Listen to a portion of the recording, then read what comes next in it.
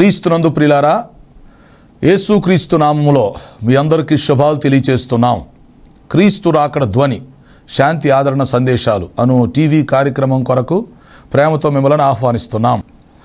మీరు మీ విలువైన సమయాన్ని కేటాయించుకొని మా కార్యక్రమాలు చూస్తున్నందుకు మీకు కృతజ్ఞతలు.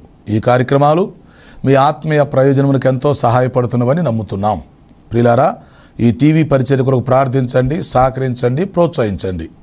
ఈ కార్యక్రమాలు ఇతరులు చూసి మేలు పొందేటట్లుగా వారికి సహాయపడాలని మీకు మనవి చేస్తున్నాం. విశ్వాసంతో ఎంతో ఖర్చు పెట్టి కొనసాగిస్తున్న ఈ కార్యక్రమాలు తుది వరకు కొనసాగేటట్లుగా ప్రార్థించండి. దేవుడు మిమ్మల్ని ప్రేరేపిస్తే మీరు కూడా ఒక కార్యక్రమానికి స్పాన్సర్ చేసి ఈ పరిచర్యలో పాలిభాగస్తులు కావాలని ప్రేమతో మీకు మనవి చేస్తున్నాం. ప్రత్యక్షంగా టీవీ ద్వారా మేము సువార్త ప్రకటిస్తున్నాం. పరోక్షంగా ప్రార్థిస్తున్నవారు, సహకరిస్తున్నవారు, మమ్మలను ప్రోత్సహిస్తున్న వారంతా ఈ పరిచర్యలో పాలిభాగస్తులు అని జ్ఞాపకం చేస్తున్నాం. యేసుక్రీస్తు వారు ఇచ్చిన గొప్ప ఆజ్ఞని మేము పాటిస్తున్నాం. మీరు వెళ్ళి సమస్త జనులను శిష్యులుగా చేయండి అని ప్రభు చెప్పారు కనుక ఈ టీవీ ద్వారా మీ గృహాల్లో ప్రవేశించి మిమ్మల్ని పలకరించి మీకు సువార్త చెప్పి మిమ్మల్ని ప్రభు రాకడ కొరకు ఎత్తబడే దేవుడి సార్వత్రిక సంఘము కొరకు సిద్ధపరచడానికి మా వంతు ప్రయత్నాన్ని మేము కొనసాగిస్తున్నాం.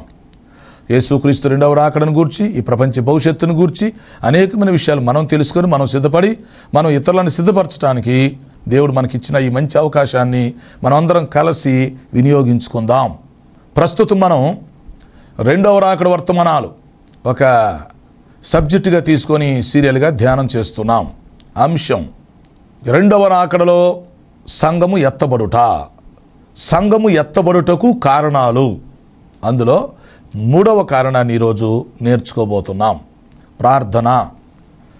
తండ్రి, నీ పాదములకు స్తోత్రము చెల్లిస్తున్నాం. ఈరోజు రెండవ రాకడ వర్తమానాల్లో 133వ వర్తమానం తీసుకోబోతున్నాము. సహాయం చేయండి. సంఘము ఎత్తబడటానికి సంబంధించిన మూడవ కారణం అంత్యక్రీస్తు చేతుల్లో నుండి తప్పించబడుట. ఈ అంశమును గూర్చి మేము ధ్యానం చేయబోతుండగా మీరు బోధకులై మాకు బోధ చేయమని మనం చేస్తున్నాం. మీ దాసుని నన్ను బలపరిచి వాడుకోండి. ఈ కార్యక్రమం సహకరిస్తున్న కుటుంబమును దీవించమని మనం చేస్తున్నాం.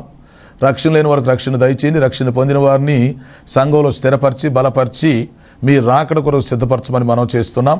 మాకు అవసరమైన సందేశము దయచేసి మీరే మహిమ పొందమని యేసు పరిశుద్ధ నామములో అడుగుచున్నాను తండ్రి, ఆమేన్. ప్రియులారా, మంచిది. కూడి వచ్చిన మీ అందరికీ మరొకసారి శుభాలు, ప్రత్యేక వందనాలు తెలియచేస్తూ మిమ్మల్ని వర్తమానం కొరకు ఆహ్వానిస్తున్నాం. మీరు వింటున్న చూస్తున్న ఈ కార్యక్రమాలు క్రీస్తు రాకడ ధ్వని యూట్యూబ్లో, ఫేస్బుక్లో మీకు అందుబాటులో ఉంటున్నాయి. ఆ అవకాశాన్ని ఉపయోగించుకోండి. క్రీస్తు రాకడ ధ్వని యూట్యూబ్ ఛానల్ సబ్స్క్రైబ్ చేయండి. మీకు తెలిసిన అందరికీ షేర్ చేయండి. ఓకే, ప్రస్తుతం మనం సంఘము ఎత్తబడుటకు కారణాలు ఈ అంశాన్ని ధ్యానం చేస్తున్నాం. అవునా? సంఘము ఎత్తబడటానికి వాక్యానుసారంగా 4 కారణాలను చూపిస్తున్నాం. ఒక్కొక్క కారణాన్ని ఒక్కొక్క కార్యక్రమంలో మీకు అందిస్తున్నాం. ఈరోజు మూడవ కారణం ఏంటి? సంఘము ఎందుకు ఎత్తబడాలి అంటే, సంఘము అంత్యక్రీస్తు చేతుల్లో నుండి తప్పించబడుటకు. అర్థం చేసుకోండి. మొదటి కారణం ఏంటి? భూలోకమునకు లైఫ్ టైం అయిపోతుంది కనుక సంఘం ఎక్కడి నుంచి వెళ్ళిపోవాలి. ఎక్కడి నుంచి వెళ్ళకపోతే విడిచిపెట్టబడే గుంపులో ఉండిపోతుంది. అవునా? ఎక్కడి నుంచి వెళ్ళకపోతే భూలోకంతో కలిసి నశించిపోతారు, సజీవ దహనమైపోతారు. అందుకే సంఘం ముందు వెళ్ళిపోవాలి. రెండవ విషయం ఏంటి? సంఘం క్రీస్తుతో ఉండటానికి వెళ్ళాలి. ఎందుకు? సంఘాన్ని ప్రభు తన శరీరంతో పోల్చుకున్నాడు కాబట్టి శిరస్సు దగ్గరికి శరీరం వెళ్ళిపోవాలి. సంఘమును ప్రభు తన వధువుతో పోల్చుకున్నాడు, అందువల్ల పెండ్లి కుమారుని దగ్గరికి పెండ్లి కుమార్తె వెళ్ళిపోవాలి. కాబట్టి క్రీస్తుతో ఉండటానికి సంఘం వెళ్ళిపోవాలి. ఇప్పుడు మూడవ కారణం ఏంటంటే, ఇది కొంచెం జాగ్రత్తగా లోతుగా ఆలోచించండి, పరిశీలన చేయండి. ఏమిటంటే, అంత్యక్రీస్తు చేతుల్లో నుంచి సంఘం బయటపడాలి, సంఘం తప్పించుకోవాలి. ఈ అంత్యక్రీస్తు ఎవరో? ఇతని వ్యవహారం ఏంటి? అవును, అంత్యక్రీస్తుని గూర్చి గతంలో కొన్ని వర్తమానాలు మీకు అందించాం. అవి అక్కడ యూట్యూబ్లో ఉంటాయి, చూడండి. అంత్యక్రీస్తు లేక క్రీస్తు విరోధి చాలా విషయాలు మీకు చెప్పడం జరిగింది.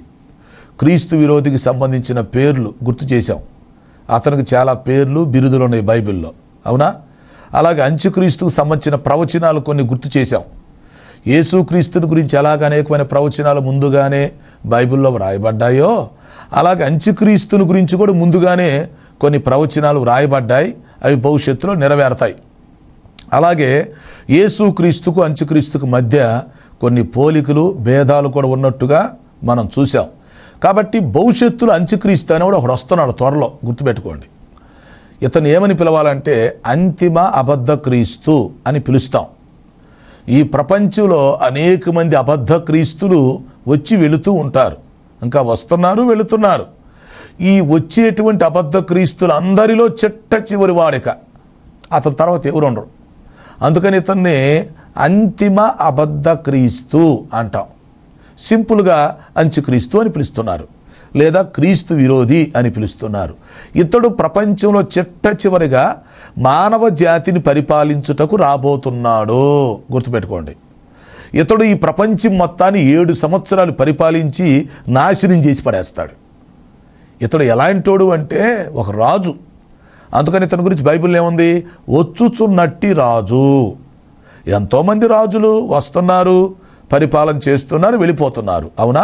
వారిలో చరిత్రలో కొంతమంది మంచి రాజులు ఉన్నారు, కొంతమంది చెడ్డ రాజులు ఉన్నారు. అయితే ఇతని గురించి ఏం చెప్తుంది బైబిలు? వచ్చుచున్నట్టి రాజు అనగా మానవ జాతిలో చిట్ట చివరి రాజు అని దాని అర్థం. వచ్చుచున్నట్టి రాజు. ఇంకా ఇతని గురించి ఏముంది తెలుసా? ఒక నియంత, ఒక క్రూర మృగం అతను. అంటే నిజంగా మృగం కాదు, మనిషే. మృగం లాంటి స్వభావం కలిగినటువంటి వాడు. అది మానవ జాతిని భక్షిస్తాడు, హింసిస్తాడు, చంపేస్తాడు, చీల్చేస్తాడు. మృగం లాంటి స్వభావం కలిగినడు. అతడు పాప పురుషుడు, మనుషులు పాపం చేయటానికి ప్రేరేపిస్తాడు. అతడు ధర్మ విరోధి, ధర్మశాస్త్రమునకు వ్యతిరేకంగా ప్రోత్సహించి ప్రేరేపిస్తాడు. అతడు నకిలీ క్రీస్తు. అర్థమైందా? క్రీస్తు కాకపోయినను క్రీస్తులాగే నటిస్తాడు, వ్యవహరిస్తాడు, ప్రవర్తిస్తాడు. కాబట్టి ఇతను వస్తున్నాడు, జాగ్రత్త. కొన్ని బోర్డులు పెడుతుంటాం మనం, ఏమని? కుక్కలున్నాయి జాగ్రత్త, దొంగలున్నారు జాగ్రత్త. కొన్ని చోట్ల మనం టూర్కి వెళ్ళినప్పుడు మరి మృగాలున్నాయి జాగ్రత్త, లోయలున్నాయి జాగ్రత్త అని బోర్డులు పెడుతుంటారు. ఇప్పుడు పెట్టాల్సిన బోర్డు ఏంటో తెలుసా? నకిలీ క్రీస్తు వస్తున్నాడు జాగ్రత్త. అది బోర్డు. సంఘము ఈ బోర్డు చదువుకోవాలి. మనము టూర్కి వెళ్తున్నప్పుడు లోయల్ని గమనించకపోతే లోయల్లో పడిపోతాం, పడితే పైకి రాలేం. అందుకే లోయలోని జాగ్రత్త అని పెడతాడు, పక్క వెళ్ళాలి. ఇప్పుడు సంఘానికి పెట్టాల్సిన బోర్డు ఏంటంటే నకిలీ క్రీస్తు వస్తున్నాడు జాగ్రత్త. అది మరి ఈ నకిలీ క్రీస్తు అనేవాడు ఆల్రెడీ భూమి మీద పుట్టే ఉంటాడు, పెరిగి పెద్ద అయ్యాడు, కానీ బయట పడలేదు, ఇంకా ఎవరో తెలీదు. ఇప్పుడు ఆ వ్యక్తి ఈ వ్యక్తి అనుకుంటున్నాం అనుకోండి. నేను ఎప్పుడు చెప్తున్నాను, ఊహాగానాలు మనం చేయొద్దని. ఇప్పుడు అంత్యక్రీస్తు ఎవరంటే ఆ వ్యక్తి అయి ఉండొచ్చు, ఈ వ్యక్తి అయి ఉండొచ్చు అని మనం అభిప్రాయాలు తెలియపరుస్తుంటాం. అభిప్రాయం చెప్పడంలో తప్పు లేదు, కానీ బల్లగుద్ది చెప్పకూడదు. సో మొత్తానికి అంత్యక్రీస్తు ఒకడు వస్తాడు. ఎవరో ఏదో ఒక దేశానికి సంబంధించిన రాజు అయి ఉంటాడు. ఇప్పుడు ఏమైంది? ఎక్కడి నుంచైనా రావచ్చు, వస్తాడు. వచ్చినప్పుడు ఏమవుతుంది? ముందు ఇశ్రాయేలీయులు మోసపోయి అతనికి సపోర్ట్ ఇస్తారు. ప్రపంచంలో మేధావులుగా చెప్పబడుతున్న వాస్తవమై ఉన్న ఇశ్రాయేలు ప్రజలు ఆ సమయంలో అంత్యక్రీస్తు చేతుల్లో మోసపోతారు. అతడొచ్చి నేనే మెస్సీయను అని చెప్పేసరికి అసలు మెస్సీని వదిలేసి ఈ మెస్సీని పట్టుకుంటారు, దొంగ మెస్సీని. అలాగే ఇశ్రాయేలు ప్రజలు మోసపోతారు. తర్వాత యూరోపియన్ యూనియన్ ఇప్పుడు ప్రపంచంలో అందరికంటే పై చేయి వారిదే, ఒక పెద్ద శక్తిగా ఎదుగుతుంది. రేపు ఈ యూరోపియన్ యూనియన్ కూడా అంత్యక్రీస్తుకు సపోర్ట్ ఇస్తారు. ఆ విధంగా అంత్యక్రీస్తు అనేవాడు ఇటు ఇశ్రాయేలు సపోర్ట్ తీసుకొని, అటు యూరోపియన్ యూనియన్ సపోర్ట్ తీసుకొని, ఇటు అగ్రరాజ్యాలన్నిటితో ఒక 7 సంవత్సరాలకు సంధి ఏర్పాటు చేసుకొని ప్రపంచం మొత్తాన్ని పరిపాలించడానికి ముందుకు వస్తాడు, తెలుసుకోండి. కాబట్టి ఇతని గురించి మరి దెస్సలోనికలకు రాసిన 2వ పత్రికలో 2వ అధ్యాయంలో చూడవచ్చు. అలాగే ప్రకటన గ్రంథం 13వ అధ్యాయంలో మొదటి పేరాలో చూడవచ్చు, అక్కడ మీరు చూసుకోండి. కనుక ఈ అంత్యక్రీస్తు అనేవాడు వచ్చి ఏం చేస్తాడు? ప్రపంచం మొత్తాన్ని పరిపాలిస్తాడు. అది ప్రపంచం అంతా ఒకే రాజ్యంగా చేసి, ఒకే ప్రభుత్వంగా చేసి పరిపాలిస్తాడు. ఇతనికి సైతాను ఘటసర్పం మరి తన శక్తిని, తన అధికారాన్ని, తన జ్ఞానాన్ని, తన సింహాసనాన్ని ఇవ్వటం జరుగుతుంది. ఎందుకంటే మరి సైతానికి శరీరం లేదు కాబట్టి అతడు ఆత్మరూపంలో ఉన్నాడు కనుక శరీరముతో ఉన్న వ్యక్తి ఒకడు కావాలి అతనికి. లేకపోతే సైతానే పరిపాలించేవాడు, కానీ సైతానికి శరీరం లేదు కదా. మరి ఇప్పుడు శరీరాలను పరిపాలించాలంటే శరీరం గలవాడే కావాలి. అందుకని సైతాను ఒక క్యాండిడేట్ కోసం ఎదురు చూస్తుంటాడు అన్నమాట. సైతానికి ఒక దూత కావాలి, లేక ఒక శిష్యుడు కావాలి. అప్పుడు ఏం చేస్తాడు? సైతాను తన శక్తిని అతనికి ఇచ్చి తన మనస్సులో ఉన్నది ఇతని ద్వారా జరిగిస్తాడు. ఇప్పుడు డైరెక్ట్గా సైతానే పరిపాలన చేయొచ్చు, కాకపోతే ఇతనికి శరీరం లేదు కాబట్టి సెట్ అవ్వదు. అందుకని ఇప్పుడు శరీరం కలిగినోడు ఒకడు దొరికితే, ఒక మనిషి దొరికితే ఈ సైతాను తన శక్తిని అతనికి ఇచ్చి, అర్థమైందా, తన జ్ఞానాన్ని అతనికి ఇచ్చి తన మనస్సులో ఉన్నదంతా ఇతని ద్వారా జరిగిస్తాడు. ఆ విధంగా ఈ అంత్యక్రీస్తు అనేవాడు సైతాను ప్రతినిధిగా ఉండి మనుషులందరూ పాపము చేయటానికి ప్రేరేపిస్తూ ఉంటాడు, మనుషులందరిని చంపేస్తూ ఉంటాడు. అది కాబట్టి అంత్యక్రీస్తు అనేవాడు తన ఇష్టం వచ్చినట్టుగా భూలోకాన్ని పరిపాలిస్తాడు. ఆ టైంలో సంఘం ఎక్కడ ఉండకూడదు. అది దేవుని ప్రణాళిక. అంత్యక్రీస్తు ఎప్పుడు వస్తాడు?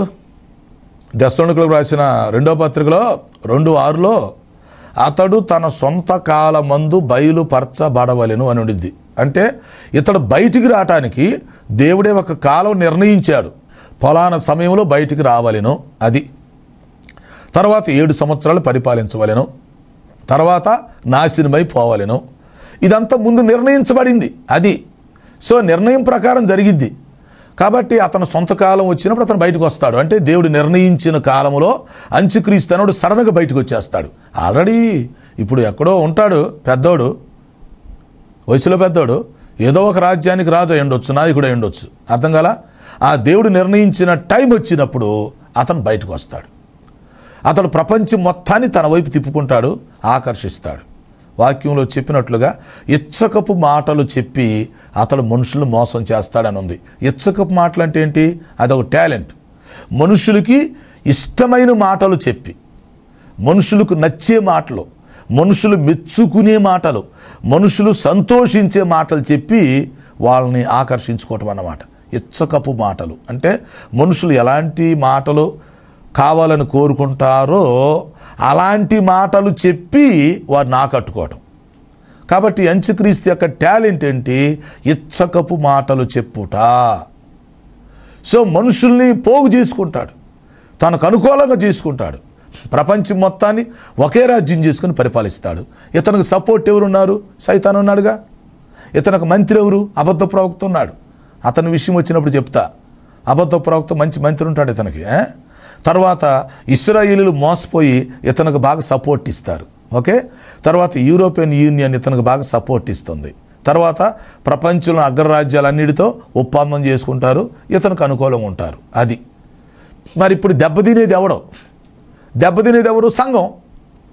భూలోకములో ఉన్నటువంటి సకల పరిశుద్ధులు ఎక్కడుంటే అంత్యక్రీస్తు చేతుల్లో వీళ్ళు చస్తారు కదా, నాశనమైపోతారు కదా, హింసించబడాల్సి వచ్చింది కదా. ఇప్పుడు ఈ సంఘమేమో యేసు ప్రభు కావాలని కోరుకుంటుంది, అంత్యక్రీస్తు ఒప్పుకోడు కదా. నేనే క్రీస్తునైతే మరొక క్రీస్తు ఎవర్రా? రేయ్, నేను క్రీస్తునైతే మరొక క్రీస్తు ఎవర్రా మీకు? ఇంకొక మెస్సీ ఎవరు? మళ్ళీ ప్రభు ఎవరు అని ఇప్పుడు అంత్యక్రీస్తు రివర్స్ అవుతాడు కదా. అప్పుడు మరి సంఘానికి హింస కలిగిద్ది కదా. అందుకనే ప్రభు ఏం చేస్తాడంటే అంత్యక్రీస్తు వస్తాడు, ప్రపంచం అంతటిని నమ్మించి మోసం చేస్తాడు. అయితే సంఘం మోసపోకుండా ఉండటానికి ప్రభు రాకల్లో వచ్చి సంఘాన్ని తీసుకెళ్తాడు. అది మనం అర్థం చేసుకోవాలి. చాలామంది ఏమంటారంటే సంఘం అంత్యక్రీస్తు కాలంలో ఉండిద్ది అని వ్యాఖ్యానం చేసేవాళ్ళు ఉంటారు. అది కరెక్ట్ కాదు. ఎందుకంటే ఒక వ్యక్తి తన భార్యని పరాయి పురుషుడి చేతుల్లో పెడతాడంటాం వాస్తవం కాదు కదా, అలా జరగదు కాదు కదా. ఒక పురుషుడు తన భార్యని తీసుకెళ్ళి మరొక పురుషుడి చేతుల్లో పెడతాడా? అది జరిగిద్దా? లేదా మరొక పురుషుడు వచ్చి హింసిస్తూ ఉంటే ఇతడు చేతకానులాగా ఉంటాడా? తన భార్య విషయంలో పోరాడతాడు, లేకపోతే భార్యనన్నా చాటుకు తీసుకెళ్తాడు. మరి అలాంటప్పుడు దేవుడు తన స్వరక్తం ఇచ్చి సంపాదించుకున్న తన సంఘమును పరాయి పురుషుల్లాగా, ఒక నియంతలాగా, మృగంలాగా ఉన్నటువంటి అంత్యక్రీస్తు చేతుల్లో సంఘాన్ని ఎందుకు పెడతాడని మనం అర్థం చేసుకోవాలి. కనుక ప్రభు తన సంఘమును అంత్యక్రీస్తు చేతుల్లో పెట్టడం, ఆయన కొనుక్కున్నాడు, ఈ సంఘాన్ని సంపాదించుకున్నాడు. అపోస్తుల కార్యాలు చూడండి, ఎక్కడ 20:28 దేవుడు తన స్వరక్తం ఇచ్చి సంపాదించుకున్న తన సంఘం అని రాయబడింది. మరి అప్పుడు తన సంఘాన్ని, తన భార్యని తీసుకెళ్ళి అంత్యక్రీస్తు చేతులు ఎందుకు పెడతాడు? అది జరగదు. అందుకని అంత్యక్రీస్తు వచ్చేది ఖాయం, అతను ప్రపంచం మొత్తాన్ని పరిపాలించేది, మోసం చేసేది ఖాయం. ఓకే, సైతాన్ ఇతనికి సపోర్ట్ ఇస్తాడు కనుక తిరుగులేదు. అయితే దేవుడు నిర్ణయించిన కాలంలో అది జరిగిద్ది. కానీ ఈలోపు మధ్యలో దెబ్బతినేది ఎవరు? సంఘం కదా. అందుకని ప్రభు ఏం చేస్తాడంటే అంత్యక్రీస్తు వచ్చే సమయానికి సంఘాన్ని ప్రక్కకు తీసుకెళ్ళిపోతాడు, సంఘమును మధ్యాకాశాన్ని తీసుకెళ్తాడు. అందుకే ప్రకటన గ్రంథంలో 3వ అధ్యాయంలో ఫిలదెల్ఫియా సంఘానికి దేవుడు వాగ్దానం ఇచ్చాడు. ఆ వాగ్దానమే సార్వత్రిక సంఘమును వర్తించింది. గుర్తుపెట్టుకోండి, శోధన కాలమున నేను నిన్ను కాపాడుతాను అని ఉండిద్ది అక్కడ. శోధన కాలమున నేను నిన్ను కాపాడుతాను. శోధన కాలం అంటే ఏంటిది? అంత్యక్రీస్తు పరిపాలించే పీరియడ్. అది సంఘానికి శోధనే కదా. కాబట్టి అంత్యక్రీస్తు ప్రపంచాన్ని పరిపాలిస్తున్నప్పుడు, ప్రపంచం అంతటా శోధనగా ఉన్నప్పుడు, ఆ శోధన కాలంలో నేను నిన్ను కాపాడుతాను, తప్పిస్తాను, దాచిపెడతాను. అది కాబట్టి ఇప్పుడు సంఘం ఎత్తబడాలి, త్వరగా వెళ్ళిపోవాలి, సిద్ధపడాలి. ఎత్తబడకపోతే ముంచుకొస్తుందో ముప్పు. ఈలోపు అంత్యక్రీస్తు వచ్చేస్తాడు, ఒక రాజులాగా ఉంటాడు, ఒక నియంతలాగా, క్రూర మృగంలాగా భయంకరంగా మానవ జాతిని చంపుతాడు. ముఖ్యంగా సంఘాన్ని హింసిస్తాడు. ఎందుకంటే సంఘం వ్యతిరేకించింది కాబట్టి. ఇప్పుడు మనుషులందరూ అతనికి లోబడతారు కాబట్టి కొంతలో కొంత మేలు మనుషులకి. కానీ సంఘం మరి అంత్యక్రీస్తుకు లోబడదు కదా. లోబడినప్పుడు అతను ఎందుకు ఒప్పుకుంటాడు మీరు చెప్పండి? ఇశ్రాయేలు ప్రజల పరిస్థితి ఏమో తమాషాగా ఉండిద్ది. ఇశ్రాయేలు ఏం చేస్తారు? మొదటి 3.5 సంవత్సరాలు మోసపోయి చివరి 3.5 సంవత్సరాలు వాళ్ళు మేలుకుంటారు. వాళ్ళతో గొడవ. ఇశ్రాయేలు ప్రజలు ఏం చేస్తారంటే మొదట 3.5 సంవత్సరాలు మోసపోతారు అంత్యక్రీస్తు చేతుల్లో, తర్వాత మేలుకుని బయటపడతారు వాళ్ళు. అన్ని జనులేమో 7 సంవత్సరాలు మోసపోతారు. సంఘమేమో అసలు మోసపోకుండా ముందు వెళ్ళిపోయింది. ఇది కొన్ని లెక్కలు తెలుసుకోవాలి మనం. వాక్యాన్ని వాక్యంగా అర్థం చేసుకోవాలి, అది వాక్యానికి సూట్ అవ్వాలి. కాబట్టి ఇక్కడ 3 గుంపులు ఉన్నాయి. ఎవరు? సంఘం, ఇశ్రాయేలీలు, అన్యులు అనుకోండి.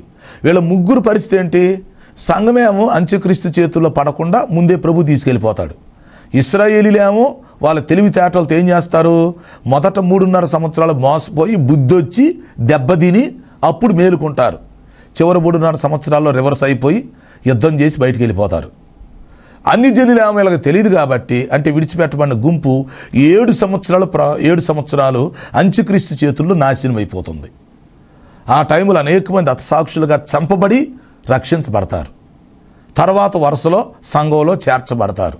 ఇదంతా మీరు అర్థం చేసుకోవాలి. కాబట్టి ఇప్పుడు ఏంటంటే సంఘం ఎక్కడుంటే ప్రమాదం కాబట్టి ఈలోపు అంత్యక్రీస్తు వచ్చి అనవసరంగా చంపేస్తాడు కనుక, బలవంతం చేస్తాడు కాబట్టి మరి సంఘముతో కూడా పాపం చేయటానికి ప్రేరేపిస్తాడు. అవునా?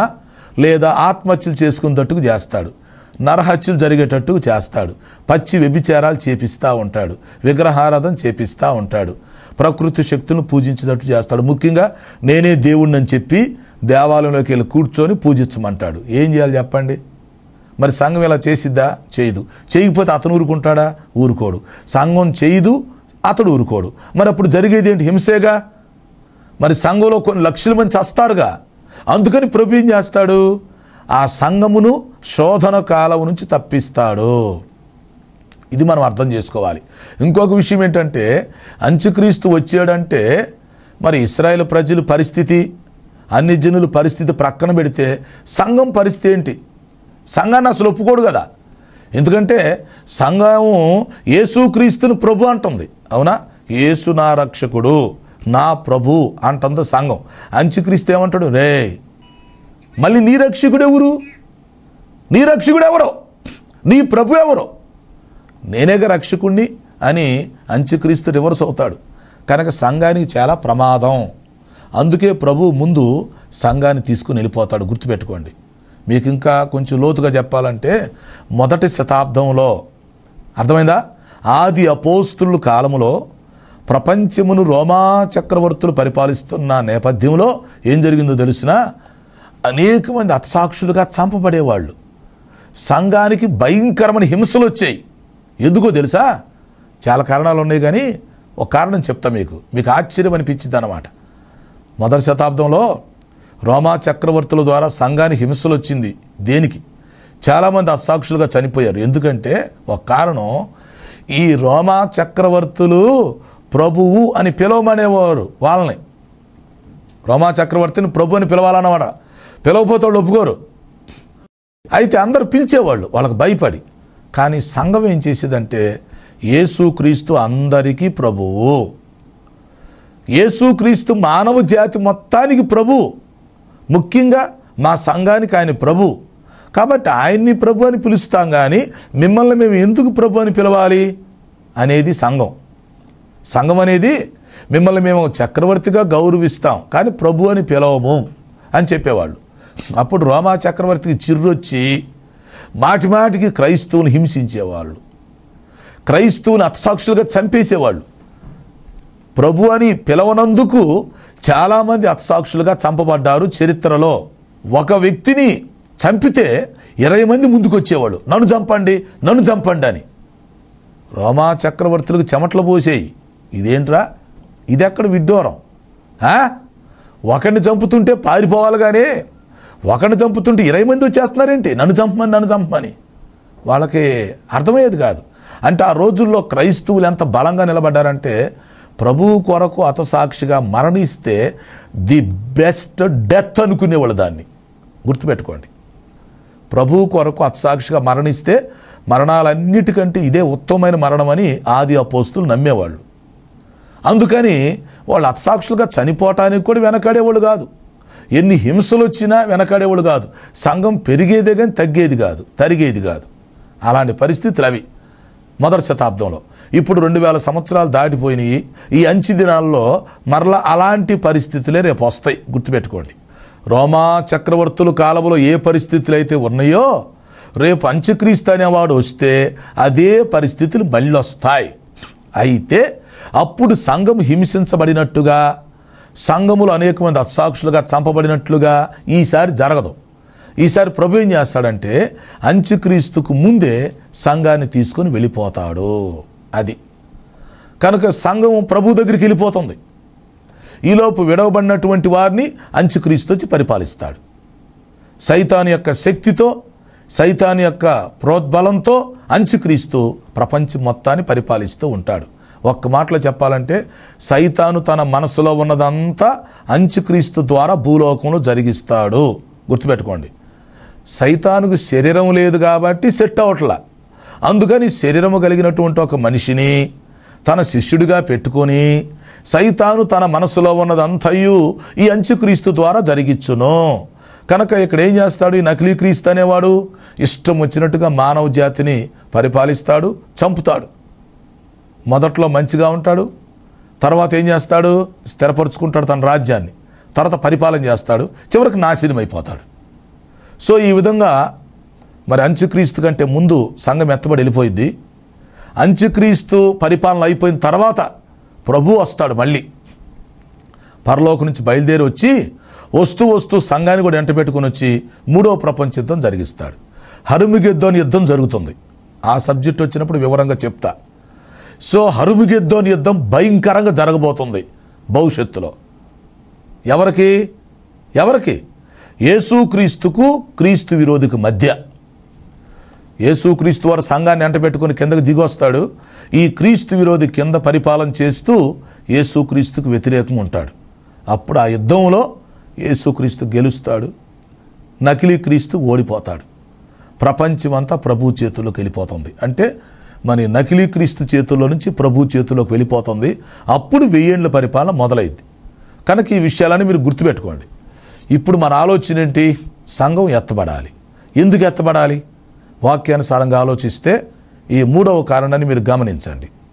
ప్రపంచం మొత్తాన్ని అంత్యక్రీస్తు అనే వ్యక్తి వచ్చి పరిపాలన చేయబోతున్నాడు కనుక సైతాన్ అతనికి సపోర్ట్ ఇస్తాడు. కాబట్టి ప్రపంచమంతా నాశనం కాబోతుంది కనుక మానవ జాతిని అతడు ఇష్టం వచ్చినట్లుగా చిత్రహింసలు చేయబోతున్నాడు కనుక, భయంకరంగా మానవ జాతిని హింసించబోతున్నాడు, చంపబోతున్నాడు కనుక ఇప్పుడు ప్రభు ఏం చేస్తాడంటే తన సంఘాన్ని తాను రక్షించుకుంటాడు, తన సంఘమును తాను కాపాడతాడు.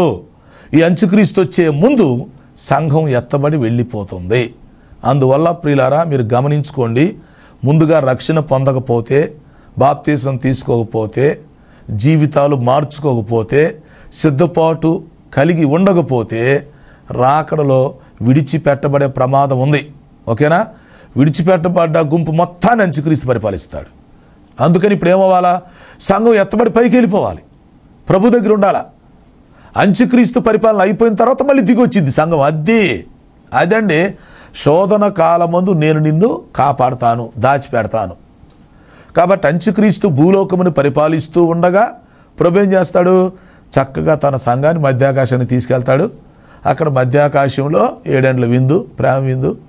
మధ్యాకాశం దగ్గర సంఘం న్యాయపీఠం దగ్గరికి వెళుతుంది. అక్కడ బహుమతులు ప్రధాన కూటం జరుగుతుంది. ఎత్తబడిన సంఘం మొత్తానికి బహుమతులు, ప్రతిఫలాలు ఇవ్వబడుతుంటాయి. ఈలోపు అంత్యక్రీస్తు పరిపాలన భూమి మీద జరుగుతూ ఉండిద్ది. అర్థమైందా? ఇతని పరిపాలన అయిపోయిన వెంటనే సంఘాన్ని వెంట పెట్టుకుని ప్రభు మళ్ళీ భూలోకానికి వచ్చి ఇతన్ని జయించడం జరిగింది. అప్పుడు ప్రపంచమంతా ప్రభు చేతుల్లోకి వెళ్ళిపోయింది. కాబట్టి ఈ సంఘం ఎత్తబడే సమయం దగ్గరికి వచ్చింది. అందులో మనం ఉండటానికి మనం సిద్ధపడాలి. కనుక ప్రతి ఒక్కరు ఆలోచించుకోండి. ప్రభు ఏ సమయంలో వచ్చి పిలిచినా కూడా ఎత్తబడే స్థితిలో మనం ఉండాలని దేవుని యొక్క వాక్యం హెచ్చరిస్తుంది. అట్టి కృపను దేవుడు మనందరికీ దయచేయునుగాక. ప్రార్థన. తండ్రి నీకు స్తోత్రాలు. విన్న వర్తమానం మా హృదయాల్లో ఫలింపు చేయమని మనం చేస్తున్నాం. రక్షణ లేని వారికి రక్షణ దయచేయండి. సమస్యలతో, అనారోగ్యతతో, అవసరతలతో ఉన్న వారికి సహాయం చేసి మహిమ పొందమని యేసు పరిశుద్ధ నామములో అడుగుచున్నాను తండ్రి. ఆమేన్. తండ్రి, కుమార, పరిశుద్ధాత్మ త్రియేక దేవుని దీవెన మనకు తోడే నడిపించునుగాక. ఆమేన్, ఆమేన్. ప్రియులారా, ఈ కార్యక్రమాలకు మీరు స్పాన్సర్ చేయాలని ఆశించినట్లయితే మా సెల్ ఫోన్ నెంబర్కి SMS చేయండి. 9440402368 9440402368. God bless you.